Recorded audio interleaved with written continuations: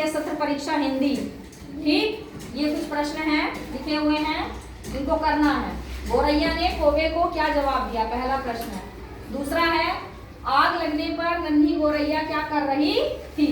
ठीक है, समझ में आ गया। तीसरा है चेतक की टापों का दुश्मन पर क्या प्रभाव पड़ा, महाराणा प्रताप वाला जो चैप्टर है उससे। अगला प्रश्न है खेल कूद से क्या क्या लाभ होते हैं। हो गए 4 प्रश्नों का आंसर तुम्हें देना है। दूसरा प्रश्न है अनुस्वार अनुनासिक शब्द, इसकी परिभाषा लिखनी है और कुछ उदाहरण भी लिखने हैं कि अनुस्वार वाले कौन से शब्द होते हैं और अनुनासिक के कौन से होते हैं। ठीक है, नेक्स्ट है पर्यायवाची शब्द।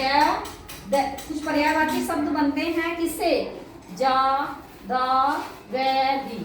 यदि हम इनको लगा देते हैं, यदि किसी में ज लगा दे, द लगा दे और धी लगा दे तो कुछ शब्द बन जाते हैं पर्यायवाची, वही तुम्हें लिखने हैं। किसके बनाने हैं, कमल के, बादल के, समुद्र के और पानी के। ठीक है, आगे समझ में, यही शब्द लगा के इनसे कमल के, बादल के, समुद्र के और पानी के बन जाते हैं। एक ही वर्ड रहेगा, उसी में जब हम ये लगा देंगे ज, द, व या धी, उसी से बन जाएगा।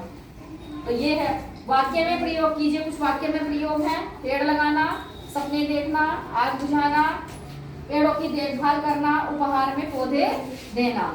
ये तुम्हें क्या करना है, इसका वाक्य में प्रयोग करना है। एक सेंटेंस बनाना है जिसमें ये शब्द आएंगे। नेक्स्ट है शब्द अर्थ लिखो। कुछ शब्दार्थ है वो तुम्हें लिखने हैं।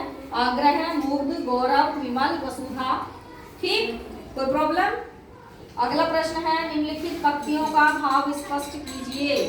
2 पंक्तियां लिखी हैं, कौन सा है, तन का चंचल और मन का विह्वल, यह लघु सरिता का बहता जल। इसका अर्थ बताना, कविता है, इसका अर्थ बताना है 1 लाइन। नेक्स्ट है सरिता के जल को तन का चंचल क्यों कहा गया है, ये भी उसी से ही है। तो इन दोनों पंक्तियों का तुम्हें क्या लिखना है, भावार्थ लिखना है।